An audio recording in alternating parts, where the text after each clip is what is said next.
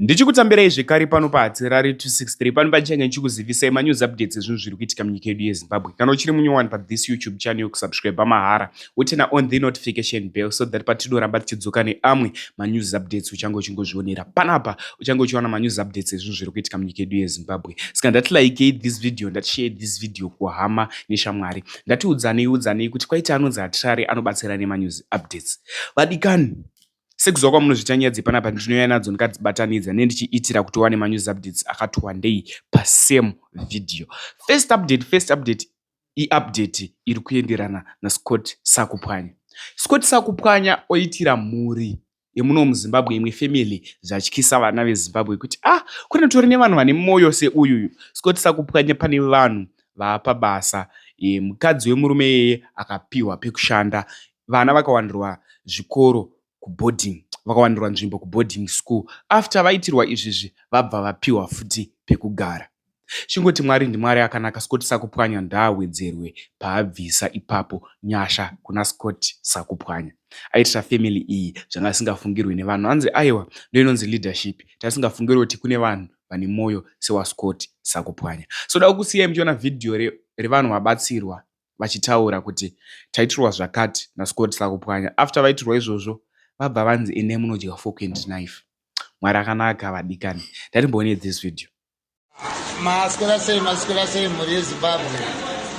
Tina baba muku panapa namai muku. Urikuona vari kudyana muku wedu tinaye panapa. Muku dzemukomana. So tine zvataitirwa naBoss Scott. Saka tiri kuda kuti vana baba muku vataure zvavaitirwa. Baba muku pamusoro yeZimbabwe inini chekutanga ndoda kutenda pamusoro chekutanga inini ndoda kutenda kuna honorable Scott. Handowanirwawo basa, ndawaniswa basa regoalkeeper coach. Chechipiri chandoda kutenda ndechekuti vana vangu vawanirwa bekuti vadzidze kuboarding. Chechitatu ndoda kutenda futi kuna chairman Peacemaker nekutibatsira kwavatiita. Chekupedzisira ndoda kutenda adzimai vangu vawaniswa basa kuti paoffice pano paoffice honorable.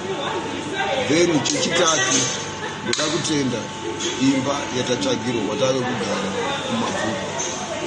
amai muku ndine mufaro wakawedzerwa chaizvo kuti vana vangu vakuendawo kuchikoro, wese vangu vari 4, wese vangu vakagara. Vanzi vanofanirwa kuenda kunodzidza kuboarding. Isusu vacho tinofanirwa kubuda mumbare taigara kumaflats kumatapu energy takuti vanogara kumabvuku. Takuchinja kwekugara, takuitawo new life. Ndichifara kuti ndadzokerana nemurume wangu tatakaseparate, but then tadzokera kubudikidza nahonorable ndo vachita kuti tive mhuri idzokere pamwe chete. Ndichitenda futi peace ndo vatisvitsa panzvimbo iyoyo zvokuti isina tisingatombozive kuti kuna vanhu vakadaro kana kuti kune nzvimbo yakadaro tisingatombozive. Ipapa tiri pamapizongowani tiri kudya tatengerwa futi nahonorable tichibva tazopiwa futi mapoketi mani. Ndine mufaro wakawedzerwa hama dzangu, handizivi kuti ndovatenda nei. Ndinongoti vachapfudza ipapo, Mwari ngavawedzere ende ngavasaitire ini chete, ngavaitirewo nevamwewo vari kushupika kunzoko, neniwo wacho ndigozokwanisawo kubatsirawo futi wangu kumberi kubudikidza nekundipa kwaitawo basa. Ndandakagara ndandiri vendasana ndisera chitenderera mustreet umu, sera chitenderera chena kusvika mheni, asi inini ndakunoshanda muofisi. Zvinhu zvandai. Next update inyaya yaitika kuBulawayo. Yaitika kuBulawayo yakambomira sei? Pane maovets aya ari kuita meeting yavo ega yaya, vachida kuita mademo, vachitaura zvavari kutaura, ende vanga vaida kutaura pamusoro pageza. So zvavanga vaida kuita meeting yavo kuBulawayo, vanga vakatoudza mapurisa vakapiwa place yekuitira meeting. After vapiwa place yekuitira musangano wavo, pazouya inonzi Youth Connect. Youth Connect chii? Iri under ZANU-PF, ndema youth inonzi Youth Connect. Zvisinei vari pakati pekuita musangano wavo, Youth Connect yasvika ichivhiringidza musangano uya ichivhiringidza bva zvashaya kuenda mberi. Zvatadza kuenda mberi, varwi vehondo havazotaura kuti musi wechina hatisi kuregera edu kuita madhemo edu chero matimisa, ende Youth Connect yanga ichitaura kuti ndezveropa zvinhu izvizvi, garai masiyana nazvo.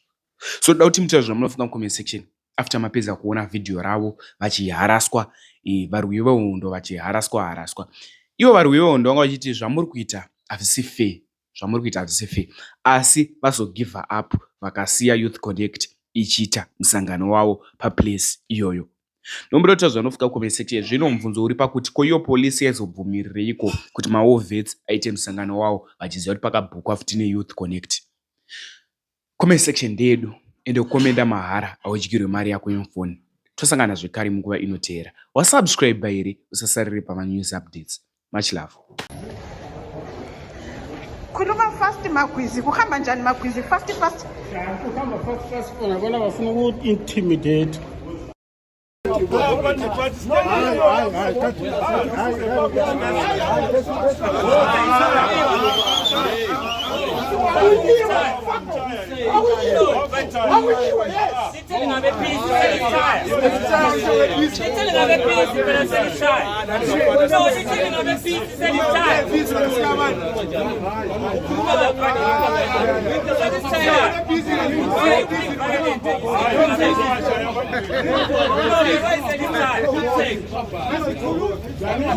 this Thailand, you see, this Thailand.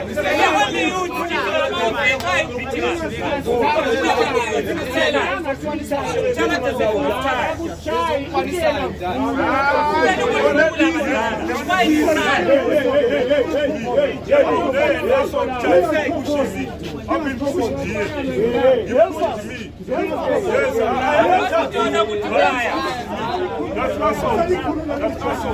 I will lay us on charge.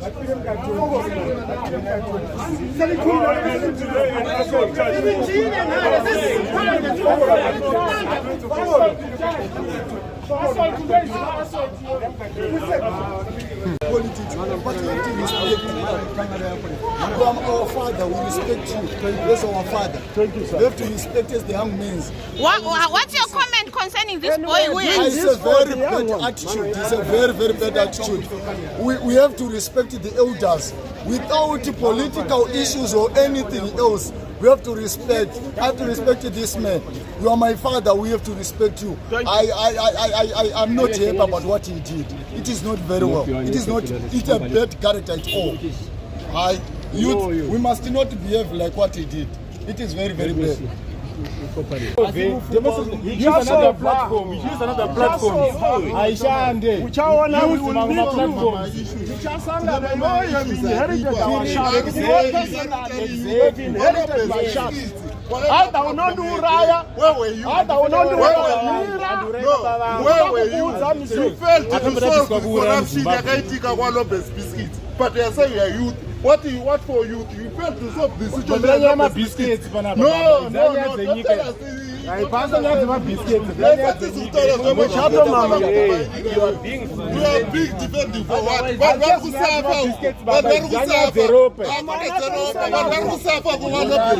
Why you are doing nonsense? You are not because yourself. You're eating alone. No. You are problem. You are planning to solve my issues.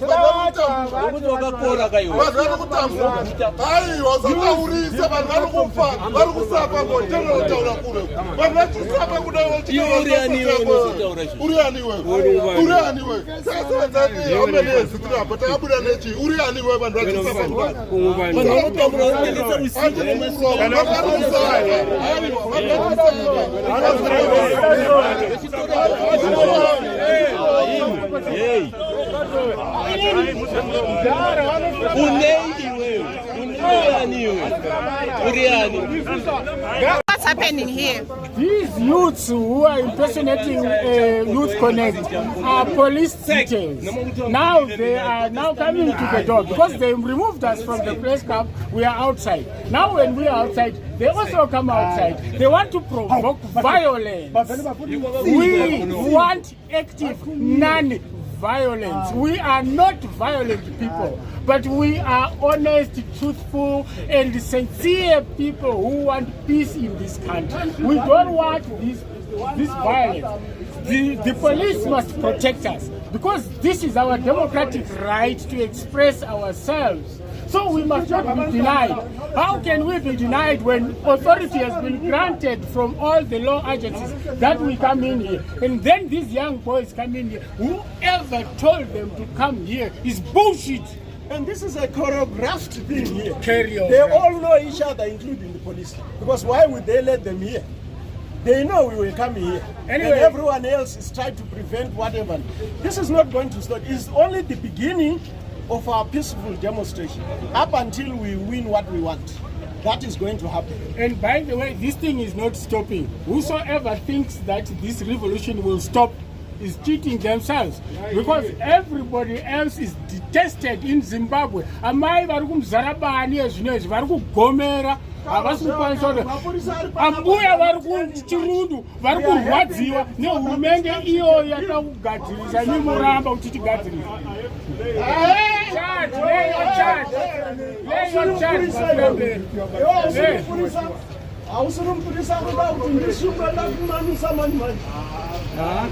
Musiakadaro mani mwana mdiki uyo. Mwana mdiki uyo. This one is my spam. Who we thought our colleagues. Yeah, I saw you talking to the police. What did they say? They are simply disrupting, nothing else. It's just a disrupting. Are we not supposed to pass properly? So, for your ID, we are very peace-loving people. We've even made a formal link to the Commissioner General. Here's our letter. We can show you. So let's cooperate. Unless you are trying to provoke the people. What is your mission here? We are not here to provoke anyone, but we are here to conduct our meeting. Your meeting? I'm sure you have got your own business that you want to do. We also do have our own business. But you can't do it here. We are in this place. So you mean we are also displacing us. Aiwa zvitabuka tikapuhwa space togona kumusiyai toenda space iriyo elsewhere tokusiyai muchiita nemusangano nemusatendesa makutenderana mose igrupu youth connect hamusi youth connect here kati mputute youth connect No, but Zagini is sitting about before. Tinasaha baby. Keep quiet. Don't be emotional. Don't be emotional. This no, please, let's cool. This is Zimbabwe. This is our country. We shed our blood for this country. For you guys to be here today. And we are the beneficiaries. Wait. We are the beneficiaries. I hope. No problem.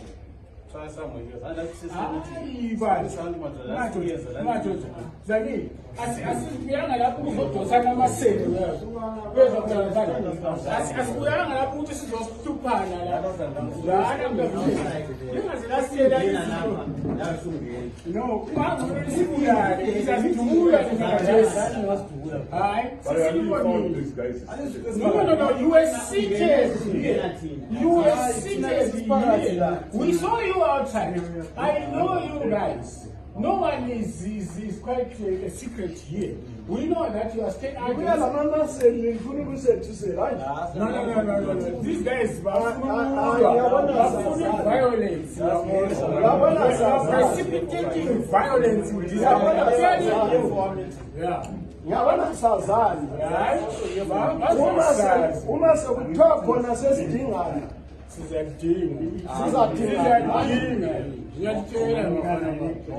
are too young for us. You are too young for us. You are just